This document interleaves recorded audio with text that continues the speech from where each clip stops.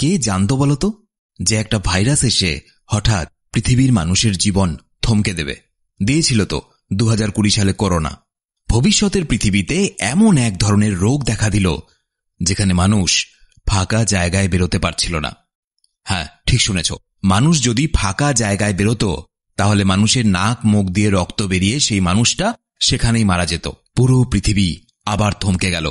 মানুষজন যে যেখানে ছিল, কেউ নিজের বাড়িতে, কেউ অফিসে, যে যেখানে ছিল সেখানেই আটকা পড়ে গেল।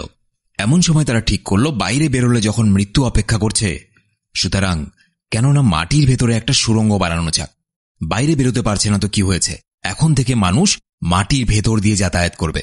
সম্ভব যদি কখনো এরকম হয়। তারপর কি হলো, একটা আলাদাই ধরনের মুভির কাহিনী। হ্যালো, তোমরা দেখছো এক্সপ্লেইন টিভি বাংলা। আজকের মুভি দ্য লাস্ট টেস্ট। কাহিনী শুরু হয়, দেখানো হয় স্পেনের বার্সেলোনা। মানুষ এখন এক অদ্ভুত রোগের শিকার হয়েছে। এটা এমন একটা রোগ যখন মানুষ খোলা জায়গায় থাকতে ভয় পায়, এবং মানুষের মধ্যে এই ভয় এতটাই বেড়ে গেছে যে তারা বাইরে বেরোলেই প্রচণ্ড ঘাবড়ে যায়, এবং এতটাই বেশি ঘাবড়ে যায় যে এক নিমেষের মধ্যে তাদের মৃত্যু ঘটে। শুনতে একটু অদ্ভুত হলেও এরকম রোগ আছে। এই রোগটার নাম হল আগোরাফোবিয়া। সুতরাং এখন যতজন মানুষ পৃথিবীতে বেঁচে আছে তারা নিজেদেরকে বন্দী করে নিয়েছে। যে মানুষ যেখানে আটকা পড়ে গেছে, যেমন কেউ বাড়িতে, কেউ অফিসে, কেউ বা কোনো বন্ধ জায়গায়, তারা সেখানেই আছে। এবং এই জন্য মানুষ এক জায়গা থেকে অন্য জায়গায় যাতায়াত করার জন্য মাটির নিচে সুড়ঙ্গ ব্যবহার করে। দূরে গাছের ফাঁক দিয়ে সূর্যের আলো প্রবেশ করতে দেখা যায়, এবং সেখানেই দেখা যায় এই মেয়েটাকে, নাম জুলিয়া। এর পরের দৃশ্যে একটা ছেলেকে দেখানো হয় যার নাম মার্ক। এই মহামারীর কারণে সে অফিসে বন্দী। মার্ক যখন তার অফিসের কাচের জানালা দিয়ে বাইরের পরিস্থিতি দেখছে, তখন একজন এসে তাকে বলে, মার্ক, এবার তোমার পালা। আসলে অফিসের কর্মীরা মিলে মাটির নিচে একটা সুড়ঙ্গ তৈরি করেছে যাতে তারা এখান থেকে নিজেদের বাড়িতে পৌঁছতে পারে। কারণ আগেই বলেছি, খোলা জায়গা বা রাস্তা দিয়ে এখন কেউ আর যেতে পারে না। এবং এই সুড়ঙ্গ তৈরি করার কাজের জন্য এক একজন এক একদিন সুড়ঙ্গ খোদাই করে। এই সুড়ঙ্গ খোঁজার কাজে মার্কের যোগদান করার আরেকটা কারণ আছে, তার গার্লফ্রেন্ড জুলিয়াকে খোঁজা। সুড়ঙ্গ খুঁড়তে খুঁড়তে তারা অবশেষে একটা মেট্রো রেলের সুড়ঙ্গের সঙ্গে যুক্ত হয়ে যায়। মার্ক দিনের শেষে যখন তার খাবার নেওয়ার জন্য অফিসের লাইনে দাঁড়িয়ে থাকে, এই ব্যক্তিটা সেখানে আসে। এর নাম হল এনরিক। মার্কের অতীতের স্মৃতি থেকে জানা যায় এনরিক হল তার অফিসের একজন বস, যার সাথে মার্কের সেরকম একটা সম্পর্ক ছিল না। এদিকে যেহেতু সুড়ঙ্গের মধ্য দিয়ে মানুষ এখন যাতায়াত করে, সুতরাং তাদের কাছে একটা জিপিএস থাকা দরকার।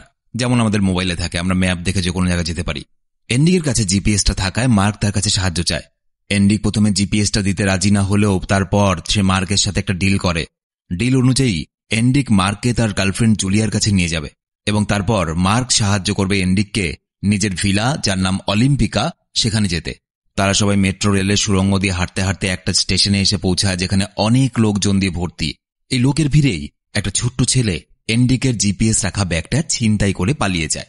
ছেলেটাকে তাড়া করে মার্ক আর এনরিক তাদের আড্ডায় পৌঁছায়।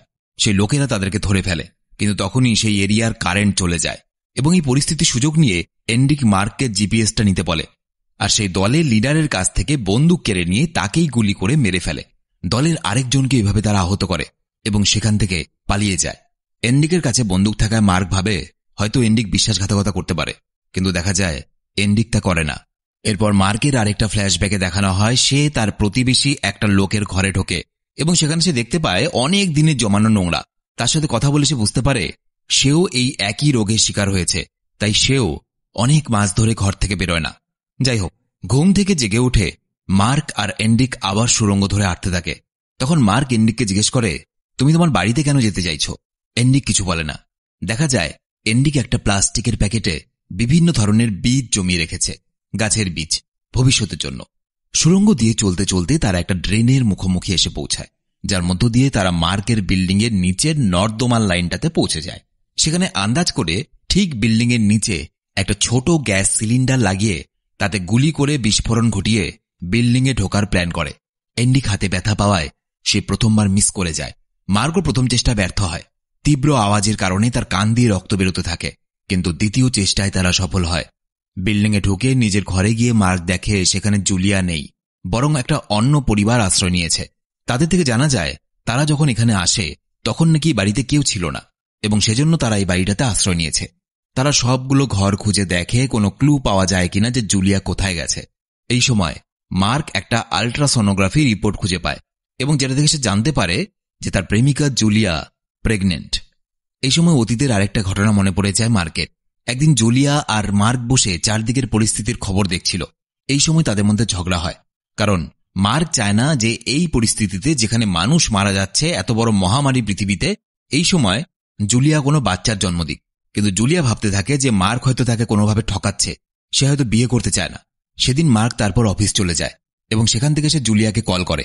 জুলিয়া তার সাথে কথা বলে না।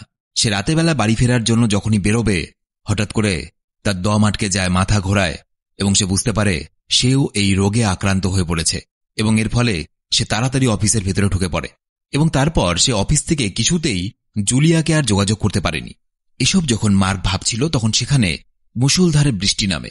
মার্ক আর এন্ড্রিক একটা পর্দার সাহায্যে বৃষ্টির জল সংগ্রহ করে, কারণ অনেক দিন পর পৃথিবীতে বৃষ্টি নেমেছে। এতদিন পর জল পেয়ে সবাই খুশিতে আত্মহারা হয়ে পড়ে। এরপর তারা আবার তাদের যাত্রা শুরু করে এবং তাদের ডিল অনুযায়ী এবার এন্ড্রিকের বাংলোতে যাওয়ার পালা তাদের। কিন্তু যেহেতু জুলিয়াকে খুঁজে পাওয়া যায়নি, তাই মার্ক জুলিয়ারই খোঁজ করতে চায়। এন্ড্রিক বলে, তুমি জুলিয়াকে খুঁজতেই পারো, আমার কাছে এটা কোনো সমস্যা নয়, কিন্তু একবার ভেবে দেখো, এই পরিস্থিতিতে সুড়ঙ্গের রাস্তায় তুমি জুলিয়াকে খুঁজবে কোথায়? আমরা কি পুরো বার্সেলোনা শহরটা ঘুরে দেখব? আর আমাদের মধ্যে ডিল হয়েছিল, আমি তোমাকে তোমার বাড়ি অব্দি পৌঁছে দেওয়ার জন্য সাহায্য করব এবং তার পরিবর্তে তুমি আমাকে আমার বাড়ি অব্দি পৌঁছে দেওয়ার জন্য সাহায্য করবে। আমি আমার কথা রেখেছি, তুমি তোমার কথা রাখো। আর তুমি যদি একা যেতে চাও, তাহলে তুমি জিপিএস এবং টর্চ ছাড়া একাই যাও। এন্ড্রিক আরও বলে, এমনও তো হতে পারে জুলিয়ার বেঁচে নেই, মারা গেছে। এই কথা শোনা মাত্র মার্কের সঙ্গে এন্ড্রিকের মারপিট লেগে যায়। এরপর জানা যায় যে আসলে এন্ড্রিক তার বাবাকে খুঁজতে চায়, তার বাবা হাসপাতালে ভর্তি। এটা শুনে মার্ক এন্ড্রিকের সাথে যায়। তারা একটা চার্চে একটা লাইটার আর মদ খুঁজে পায়, যার সাহায্যে তারা সেখানে আগুন জ্বালায় এবং তখনই সেখানে হঠাৎ একটা ভাল্লুক চলে আসে এবং তাদের উপরে আক্রমণ করে দেয়। কোনোভাবে তার সঙ্গে লড়াই করে একটা তীক্ষ্ণ লাঠি দিয়ে ভাল্লুকটাকে তারা মেরে ফেলে এবং আগুনে পুড়িয়ে তারা মাংস খেতে খেতে গল্প করে। হ্যাঁ, ভাল্লুকের মাংস খাচ্ছিল। এরপর দেখা যায় তারা হাতে মশাল নিয়ে আবার সুড়ঙ্গের মধ্যে দিয়ে যাচ্ছিল এবং যাওয়ার সময় তাদের সাথে দেখা হয় একদল মানুষের সাথে, যারা সেই সুড়ঙ্গ দিয়েই অন্যদিকে যাচ্ছিল। এই মানুষদের থেকে তারা জানতে পারে তারা যেই হাসপাতালের উদ্দেশ্যে যাচ্ছে, সেই হাসপাতালটাতে নাকি আগুন লেগেছে। এটা শুনে এন্ড্রিক পাগলের মতো দৌড়ে গিয়ে একটা উঁচু বিল্ডিংয়ের সবথেকে ওপর তলায় গিয়ে বাইরে দেখে পুরো হাসপাতাল আগুনে জ্বলছে এবং এই হাসপাতালে যেহেতু এন্ড্রিকের বাবা ভর্তি, সুতরাং তার বাবার সঙ্গে দেখা করার বা তার বাবার বেঁচে থাকার আর কোনো আশা থাকে না। তার বাবা ওই হাসপাতালের 5 তলার একটা বেডে ছিল। তার বাবা কোমার রোগী।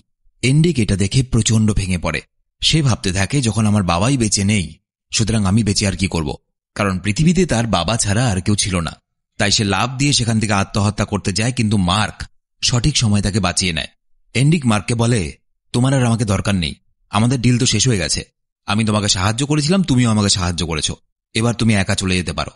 মার্ক একাই সেই শপিং মলে যায় যেখানে জুলিয়া কাজ করত। তাকে খুঁজতে খুঁজতে সে একটা রুমে গিয়ে পৌঁছায়, যেখানে একদল মানুষ নিজেদের মধ্যে একটা ঘেরা বানিয়ে থাকছে। তাদেরকে সে জুলিয়ার ফটো দেখিয়ে জিজ্ঞেস করে, একে দেখেছেন? তারা জানায় জুলিয়া সেখানে নেই। মার্ক জুলিয়ার আরও বর্ণনা দিতে থাকে। এই সময় দেখা যায় একদল মানুষ আশ্রয়ের জন্য সেই বিল্ডিংয়ের মধ্যে হামলা করে দিয়েছে। মার্ক তবুও জুলিয়ার খোঁজ করতে থাকে এবং আন্দ্রিয়া নামে একজনকে পায়। আন্দ্রিয়া জুলিয়ার সঙ্গে কাজ করত। আন্দ্রিয়া জানায় যে জুলিয়াকে আমি সেদিনের পর থেকে আর দেখিনি, যেদিন তুমি কল করেছিলে। জুলিয়া ডাক্তারের কাছে গিয়েছিল। এরপর মার্কের ওপর একটা ছেলে হামলা করলে সেখানে হঠাৎ এন্ড্রিক চলে আসে এবং মার্ককে বাঁচায়, কিন্তু দুর্ভাগ্যবশত তার পেটে সেই ছেলেটা ছুরি মেরে দেয়। তারা সেখান থেকে বেরোতে সক্ষম হয়ে সুড়ঙ্গ দিয়ে এগিয়ে অন্য একটা বিল্ডিংয়ে পৌঁছায়, যার ঠিক সামনের বিল্ডিংয়ে রয়েছে জুলিয়া। কিন্তু সমস্যা হলো, সেখানে যাওয়ার একমাত্র উপায় হলো বাইরে বেরিয়ে রাস্তা পার করে তারপর যাওয়া। কাচের জানালা দিয়ে সামনের বিল্ডিংয়ের একটা রুমে মার্ক জুলিয়াকে দেখতে পায়। সে জুলিয়াকে দেখে যখন এন্ড্রিকের কাছে ফিরে আসে, দেখা যায় এন্ড্রিক রক্তক্ষরণের কারণে প্রায় মৃত। মার্ক তাকে বাঁচানোর চেষ্টা করতে চাইলে এন্ড্রিক তাকে আটকে দেয়। সে বলে, তুমি যাও, জুলিয়া তোমার জন্য ওই পারে অপেক্ষা করছে, তুমি ভয় পেও না। ওই রাস্তা তুমি পার করতে পারবে এবং জুলিয়ার কাছেও যেতে পারবে, এটা আমার বিশ্বাস। মার্ক এন্ড্রিকের জন্য কাঁদতে থাকে। এন্ড্রিক তাকে বলে, আমার জন্য কেঁদো না, এই মৃত্যু বাড়িতে বন্দী অবস্থার থেকে হার্ট অ্যাটাকে মরা অনেক ভালো। এই বলে সে মারা যায়। মার্ক ভাবতে থাকে সে কি করবে, রাস্তাটা পার করবে, কারণ বিল্ডিংয়ের বাইরে বেরোলেই তো তার নাক মুখ দিয়ে রক্ত উঠে সে মারা যাবে। সেও তো একই রোগে ভুগছে। মার্ক অনেক সাহস জুটিয়ে রাস্তা পার করার জন্য বিল্ডিংয়ের বাইরে তো বের হয়। অনেক কষ্টে এসে দীর্ঘশ্বাস নিতে নিতে তার গতিপথ ঠিক রাখার চেষ্টা করলেও দেখা যায় তার কান থেকে রক্ত বেরোতে থাকে, এমনকি তার চোখের ভেতরে রক্তক্ষরণ হতে থাকে। সে পড়ে যায় এবং পড়ে গিয়েও সে আবার উঠে দাঁড়ায়, এক পা করে ফেলতে থাকে। অবশেষে দেখা যায় সে অজ্ঞান হয়ে যায়, কিন্তু তার আগে সে জুলিয়ার কাছে সেই বিল্ডিংয়ের ভেতরে পৌঁছে যায়। এরপর কিছুদিন পরে দৃশ্য দেখানো হয়, মার্ক আর জুলিয়ার একটা ছেলে হয়েছে। দেখা যায় মার্ক একটা গ্রিন হাউস বানিয়েছে, যেখানে বিভিন্ন ধরনের সবজি এবং ফলের চাষ করেছে সে। দিন যায়, মাস যায়, বছর ঘোরে। একসময় দেখা যায় তার ছেলে আর একটু বড় হয়েছে এবং তার ছেলেকে দেখা যায় সে কিন্তু বাইরে বেরোলে কোনো অসুবিধাই হয় না, কারণ সেই মহামারীর মধ্যে জন্মেছে। এই মহামারীর পরিবেশে তার শরীর মানিয়ে নিয়েছে। এরপর কয়েক বছর পরের পৃথিবী দেখানো হয়। বাইরের জগতে গাছপালা গজিয়ে গেছে। তাদের ছেলেকেও দেখা যায় অন্য মানুষজনদের সঙ্গে সেখান থেকে অন্য জায়গায় যাওয়ার উদ্দেশ্যে তারা বেরিয়ে যায় এবং মুভিটা এখানেই শেষ হয়ে যায়। তো এই ছিল আজকের ভিডিও কেমন লাগলো অবশ্যই কমেন্টে জানাবার। ভিডিওটা ভালো লেগে থাকলে একটা লাইক করে দিও।